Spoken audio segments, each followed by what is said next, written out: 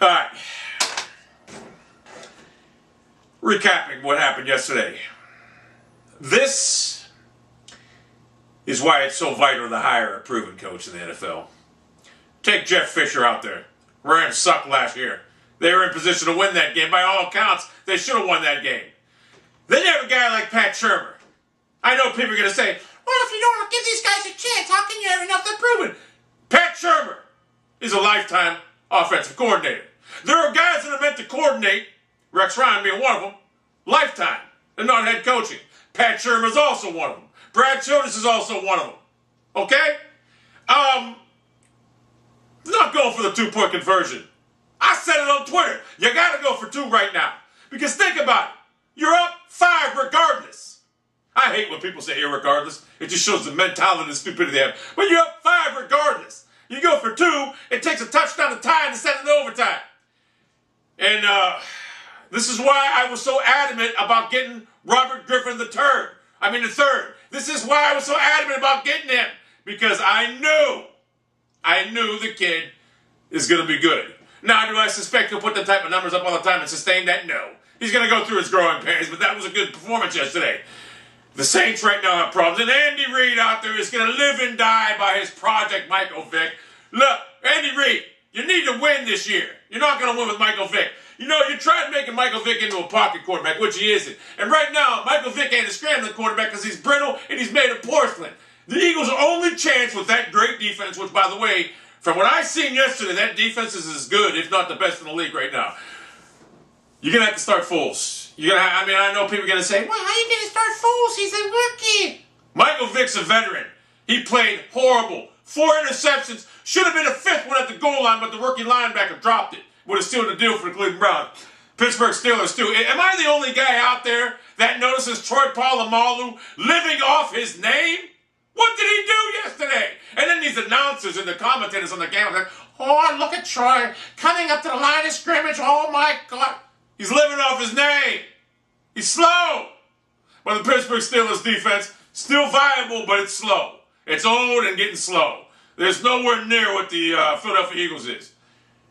Baltimore Ravens tonight.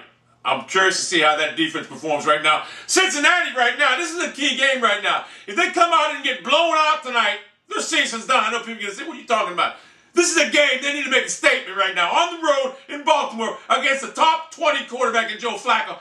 Now I know Joseph Flacco, you think you're a top 5 quarterback, but you ain't no top 5. You ain't top 10, son. You're top 15, 20 probably. Chicago Bears got an offense now, don't they? Brandon Marshall, Cutler. It's going to be a tough team to beat. Trent Richardson, I don't have nothing in front of me. Trent Richardson, he was bottled up.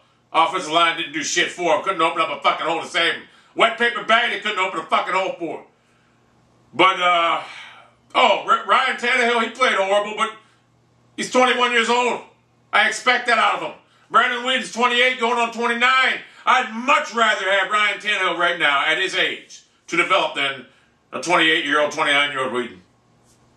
Andrew Luck, look, a lot of people are saying, I don't believe in Luck. I'm sorry. I always said Robert Griffin the third is going to be better than Luck. Robert Griffin the third is going to be a beast. I believe that. I don't believe in Luck. But he had a rough game, this and that, but he had some yardage, this and that.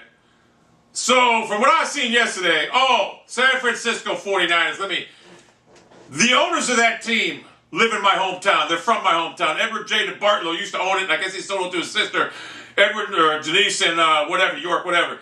But let me tell you something about the 49ers. They have a defense that's incredible. It's probably one of the best I've ever seen. In fact, it's up there with the Eagles right now. And Alex Smith surely outplayed Aaron Rodgers yesterday. He embarrassed them at Green Bay, at the home of Green Bay. And I'm going to tell you something, Packers fans. When you won that Super Bowl, you got lucky to play the Steelers, a team that you could spread apart this and that. Because it's over. It's over. Until you guys build a defense, you're going to be an 8-8, 9-7 team every fucking year, getting bounced in the first round. So, defense wins championships, and the 49ers right now are my odds-on favorite to win the Super Bowl, to be honest with you. They're just that good. I think the New England Patriots may represent the AFC, but it could be a toss-up between them. Oh, hold up. Don't let me forget this team, too. Peyton Manning is back. I don't want to sound like I'm hating on Peyton all the time. tell you something. First game back in 2 years, playing against the defense of Pittsburgh, they won the game. I'm going to tell you something. Denver Broncos are dangerous right now. Peyton Manning, you see the difference between having a real quarterback and a fullback playing quarterback in Denver right now. Peyton Manning's a real deal. I'm not going to sit there and say he's the greatest of all time. He's in the top 5 of all time, this and that. Unfortunately, I'd take his brother Eli in a big game over him. But if I was going to go start a team right now, I'd probably take Peyton Manning when his prime over Eli in his prime, because Peyton Manning puts up better numbers, this and that. But in a big game, I would take Eli. I mean, something about Peyton Manning. He struggles. They can defend him, and he gets flustered when things don't go his way. John Fox, let me give you a memo right now. Let Peyton run the offense down and just zip your mouth. Let Peyton do what he wants. Terminology this, that, whatever. And your team probably will have a chance to go to the Super Bowl. To be honest with you, I look for the Patriots and the Broncos in the AFC Championship game, or the Ravens, whatever, one of the two teams. And I think if the Patriots and Broncos play, I think the Patriots can lose that game. And I think if the Broncos and Ravens play, I think the Ravens will beat them because of their defense.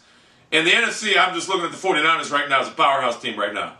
49ers and Dallas, maybe, in the NFC Championship. I don't see the Eagles going nowhere near 7-9, 8-8 at best.